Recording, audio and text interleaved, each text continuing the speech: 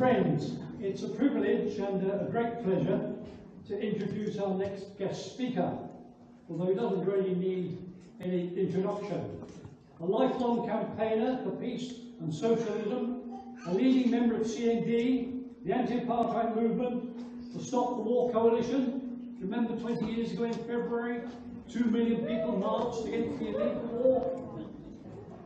He is someone who's always stood up against any form of racism, yes, including anti-Semitism, and always He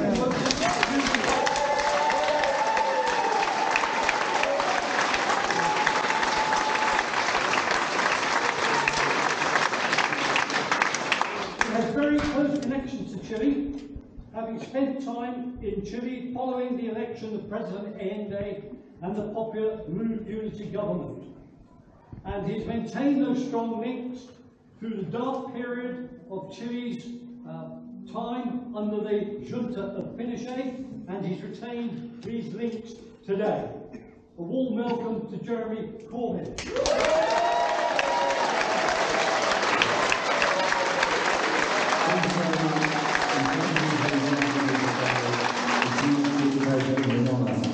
I'm just very, very sorry I'm not physically there with you, because I went to Paddington Station this afternoon to travel to Swansea, but unfortunately there's been a few problems down the line, and it would not have been possible for me to have arrived in Swansea in time for the event.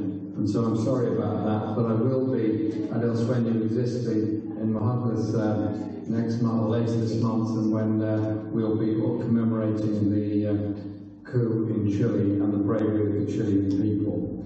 Also this afternoon, again by Zoom, I managed to talk to some wonderful group of campaigners from Swansea, the Stand Up to Racism campaigners, who are making sure that refugees and asylum seekers are not abused, not attacked, not denigrated by the far right within our society, but there is an alternative voice there, a voice of humanity. I want to say this first, a huge thank you to all of the Chilean people that came to Britain to make their homes here after the coup in 1973. The incredible contribution they've made to our society, the solidarity they've shown with all the struggles that we faced, the way in which they stood foursquare with the miners all over Wales during the Great Strike of 84-85, and the way in which they've been involved in every other progressive struggle throughout that period, despite also having to campaign for change back home in Chile itself.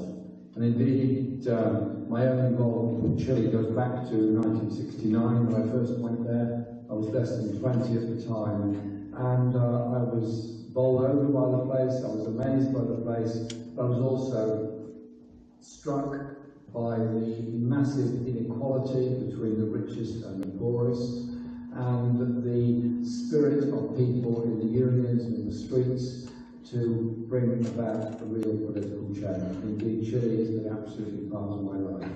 And indeed, my 3 sons are all half Chilean. Their mother came from Chile in 1973. And so we have very, very close connections in that way. Popular Unity, founded in 1969, before the election, which promoted Salvador Allende as the presidential candidate, who had been twice defeated at previous elections, provided that sense of unity and hope. That sense that education could be available for all, that health could be available for all, that homelessness was not an inevitable thing, it could be dealt with, and that all people who lived in Chile, whatever their background, whatever their language, Spanish or any other language, would be welcome and supported in Chile. And so I think they've created that whole sense of hope. And so despite having lost the presidency on 2 previous elections, Allende managed to win, and his victory was then endorsed by the Congress. But it's very hard at this distance to understand the huge significance of that win, because Chile had been beset by Joe McCarthy-style intolerance and anti-communism in the late 1940s and 1950s. The extent that famous figures like Pablo Neruda, who was a senator, was driven out of Chile and had to escape over the mountains into Argentina. And anyone who was a member of the Communist Party, or thought to be, was banned from holding office in any sense in many organisations. So remember, this is a background that was there in Chile. So popular unity brought together all the forces of the left together to back Allende's campaign. But more important than that, it wasn't just the incredible personality of Salvador Allende, it was also the politics behind it and that sense of hope that his campaign brought. But politics is not just about economics, it's not just about building houses, it's not just about building hospitals, it's not just about schools and nurseries, it's also a cultural thing. And that sense of inclusion and hope that comes from the cultural experience of so many people is an important thing.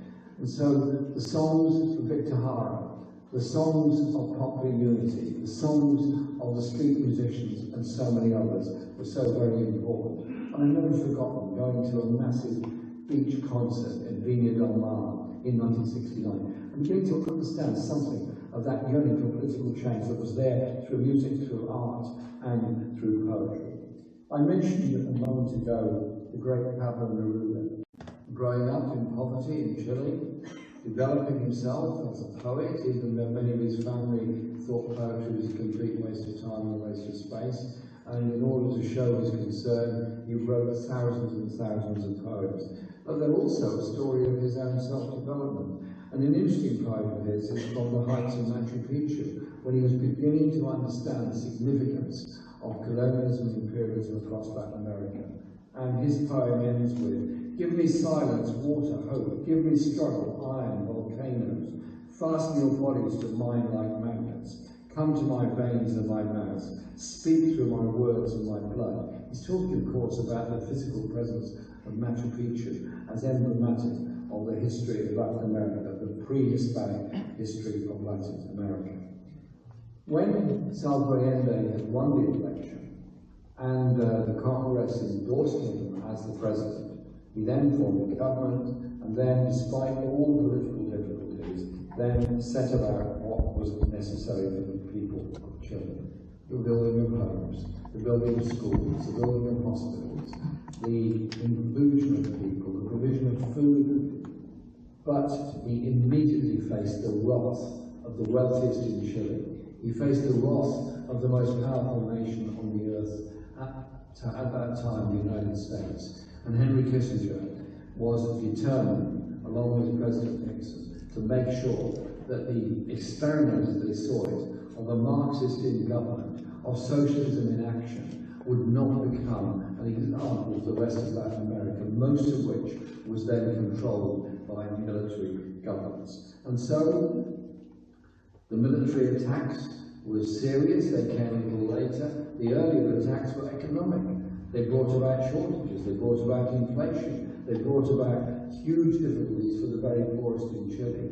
They mobilized the middle classes against the Allende government. They tried to mobilize the self-employed truck drivers against the Allende government. That's what it was all about. But the strength of popular unity and the strength of popular organizations meant that the government gained support despite all those difficulties, and indeed gained electoral support in subsequent local government elections from 1970 onwards. And of course, that was the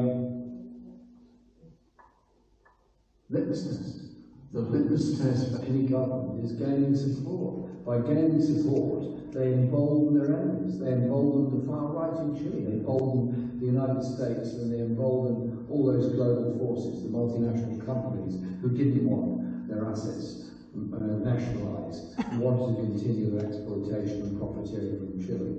And so those created shortages emboldened many people, and that led to the disaster of the coup on September the 11th, 1970. I remember it like it was yesterday. I stayed up all night listening to what was going on as best I could on BBC World Service and any other radio station I could find. But I had a good friend who worked in Reuters, and he kept me on the phone the whole night long, picking up whatever news he could from Chile. It was appalling, it was devastating, it was horrifying. And we felt this sense of anger and powerlessness. And then we heard of the thousands of people being rounded up, taken to the stadium, tortured to death and killed. And indeed Neruda himself was killed in the stadium after they'd destroyed his hands and his guitar. He was singing right to the very end. Many managed to get out by either going to the Mexican embassy or other embassies, and getting to Mexico, to Cuba, to Europe, or elsewhere. Others didn't. They were taken to Volcano and tortured, brutally tortured. And I was there at the time of the inauguration of President Boric last year, with Cristina Navarrete, who was disgustingly tortured at Volcano. We made a film and a walk around the sites of the torture she had suffered. But the coup was, of course, a disaster, but it had two effects. One was it immediately formed Chile Solidarity campaigns all over the world. You have the wonderful banner of the South Wales Chile Solidarity. Just across the road from where I live was the office of the Chile Solidarity campaign for the UK at the Co-op Hall, later renamed the Red Rose Centre on Seven Sisters Road. And those solidarity organisations around the world were very, very important, because we were able to give practical help and support to arrivals from Chile, people that had to leave Chile but nevertheless wanted to live and wanted to contribute to society, helping with housing and with getting on in life. And they repaid that help 10,000-fold with the solidarity they gave to all of us in all the struggles that we've been involved with. But they also emboldened people in Chile who protested, fought back against the violence of the government and the regime, fought back against the economic experiment that was there through the Chicago Boys and Milton Friedman School of Economics. They fought back, eventually forcing that plebiscite, which eventually brought about the end of the Pinochet period. But the end of the Pinochet period was tinged with much sadness in so many ways. Thousands disappeared. I went to Chile in 1990 for the Cambio de Mano, and I met many people, talked to many people, and found it absolutely fascinating, but also worrying, because I didn't feel there'd been a big change of power.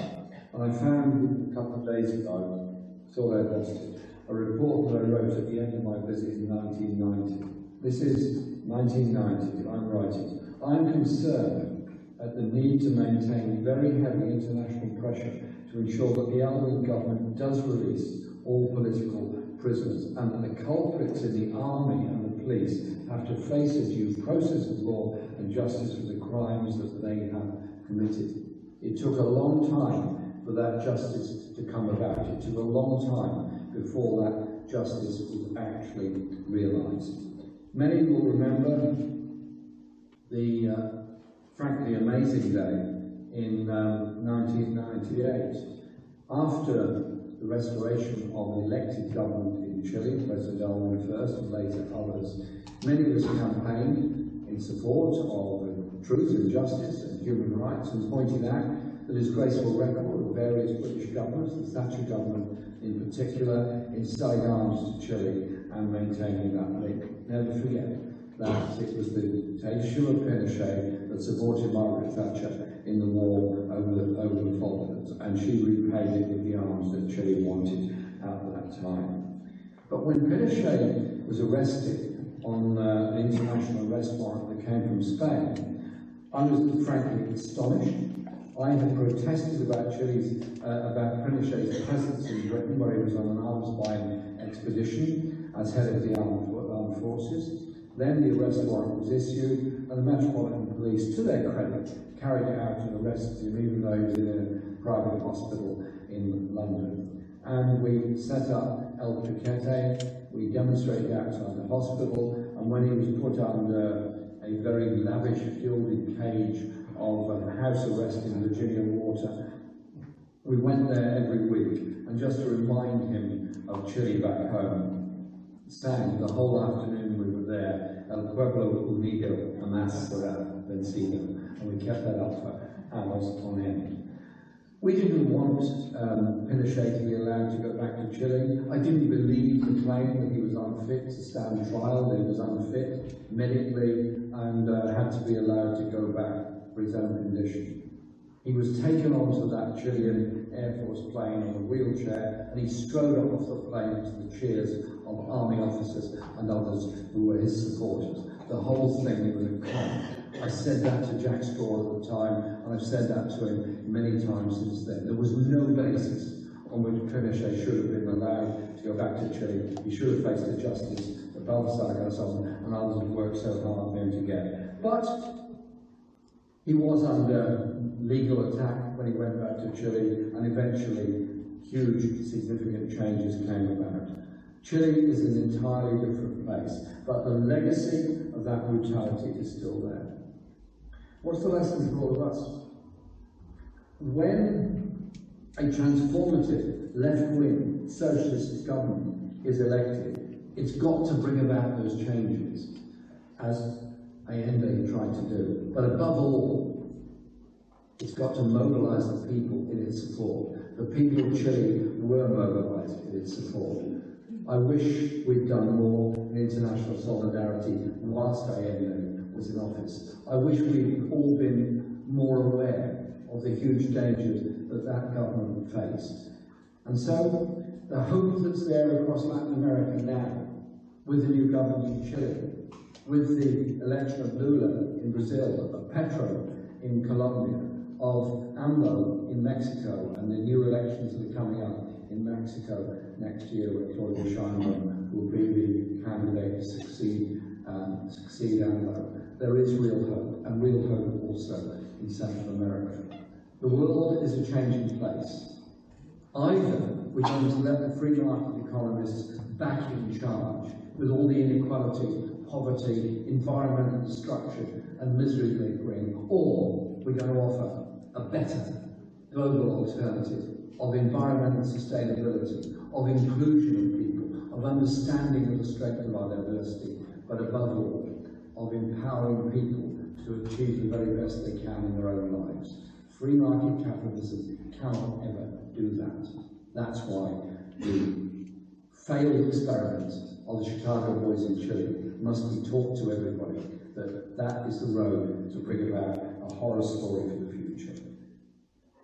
In saluting the people of Chile, let's also thank all those who worked in solidarity, and thank all those great writers that did so much to bring about understanding and change. Ariel Dorfman's wonderful play, Death in the Making, explained just what the legacy of a brutal dictatorship actually is. Today, in Swansea, we remember.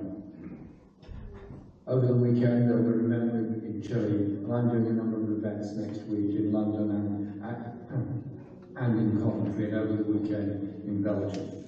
Let's remember Allende. Remember the hope that he brought. Remember the hope that popular unity brought. And above all, let's make sure that hope is eternal and achieves the social justice and social change that we all crave for. Thank you very much.